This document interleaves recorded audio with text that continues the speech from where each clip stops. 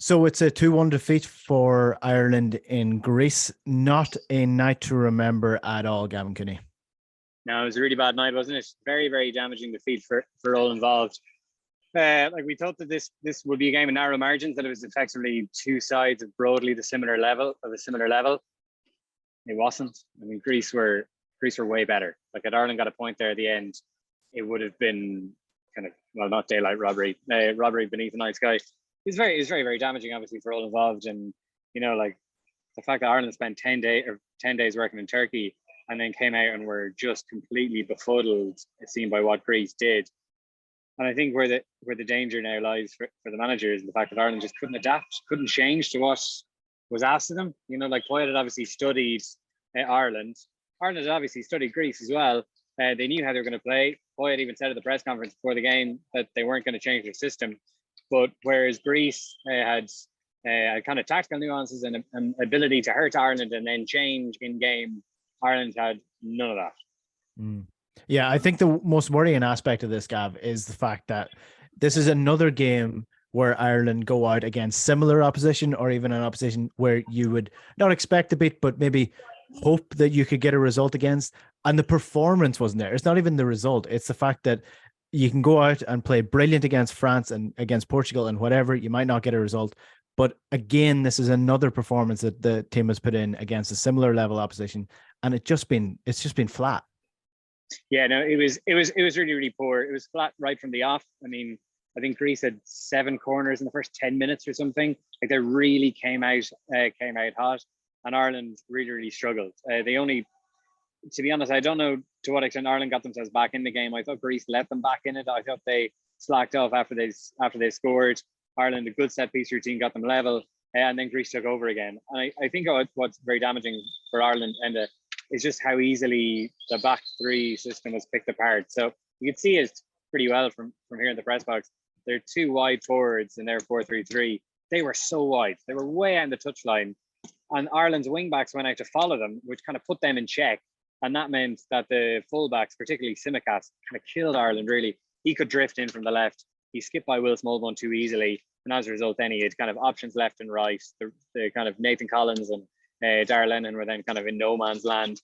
And Honor were picked off by those kind of triangles and those combinations out wide. And that's what we saw with the second goal as well. Like Mazouras just runs like a really easy arced line to lose Callum O'Dowd. He really struggled that position. And then Darragh Lennon was completely missing in action. I had no idea where he was, but he was way too late out for the shot that ultimately rolled in. So it's kind of like, I mean, I think that's why it was so damaging. And like that didn't change. Like had they just told Ireland's wingbacks just go man to man on their fullbacks, it might have averted it. Ultimately, what would have averted it was if Ireland could have swapped it, kind of matched them up, just go 4-3-3, and that would largely kind of negate those overloads and force Greece to do something else. Maybe they weren't able to do anything else, but Ireland didn't force them to do so. Ireland can't play with the back four. Like they stopped doing it in 2020, and they've never shown the flexibility to go back.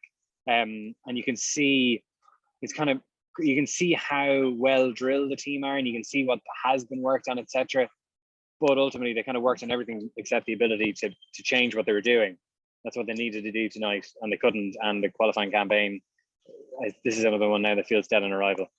Yeah, exactly. And there are several trends with this Ireland team that have been worrying. Before this game, it was conceding goals from long range shots. Now we were worried with a couple of them, but Dan McDonald tweeted another trend that's very worrying, in fact, and that is against Ukraine, 47th minute Ireland concede, Scotland away, 49th minute Ireland concede, France at home, 50th minute conceded, and tonight, 49th minute, Ireland conceded the second goal.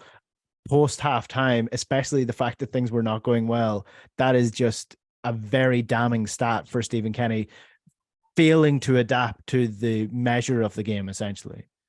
Yeah. So no, it was. And like he had that was the killer. Like he had half time to adapt. All the change was Johnston came on for Ida, which didn't really make much sense to me either, because Ireland weren't able to play through midfield. They were just knocking along, hoping that Ferguson and Ida would win the ball, and then the ball would stick, and then they could bring Smallbone and Doherty into play. And their combinations were good. Like that was clearly coached. That clearly works. And that led to the corner from which Ireland got their goal. But Ireland just had no control of this game at any point. They couldn't play their way through Greece to set up those kind of Smallbone Doherty combinations themselves. So again, it comes back to, there are all these trends, like Ireland can see too many long range goals, they're conceding the 47th minute too often. But ultimately, it comes back to like a failure to adapt and be more flexible. It hurt Ireland in that defeat to Luxembourg, if you remember, that awful one at home. That was the first night the back three. They targeted Kieran Clark, poor distribution, and there was no change. Ireland weren't able to change. And again, it's happening again. Like, they're so prescriptive. They're obviously, would you say they're well coached? They're clearly coached, but you worry that there's just not that flexibility there. And it's hurt them. Greece were much, much better and deserved to win. Yeah, and I know you have to run to get to the press conference, Gav. So just one final question, not related to the match itself, but I know there were some crowd issues with Irish fans getting into the stadium beforehand. What are you hearing on the situation there? What happened? It probably seems everyone is okay now, but there was about I'd say about a third at least of the Irish supports locked outside of the stadium when the anthems were going. There was a load of turnstiles closed for some reason, so they were only trickling through. And then as soon as the game started, they just apparently flung open the gate. So everyone rushed in, many of whom didn't have their tickets checked. And then they were put in one section of the ground. And then there seemed to be Greek fans in there or something. So they were moved to another. And there was some fans talked about climbing over like a perspex divider during the game. They were sent that way by the stewards. So that sounds like it's an absolute mess as well. And it was just, like Ireland's best laid plans and all. It was all kind of foreshadowed that it would go wrong when Ireland spent 10 days preparing for warm weather match and then had to beat back floods on the way here because of a thunderstorm before the game. There was just this sense of something uneasy or unruly about the whole. Sorry, unruly is the wrong word to use because that implies a wrongdoing on someone's part. Just something uneasy about the game, something kind of overly hectic about the entire night. Ireland were made to feel very uncomfortable in what they've been prepared to do, tactically wise, approach wise, and they couldn't react. Ireland. The whole Mike Tyson thing is just like everyone has a plan until they get punched in the face. The problem is that when they got punched in the face, Ireland just still had that plan and it didn't work and they couldn't change it. Yeah. Cheers, Gav. Thanks very much. Cheers, Enda.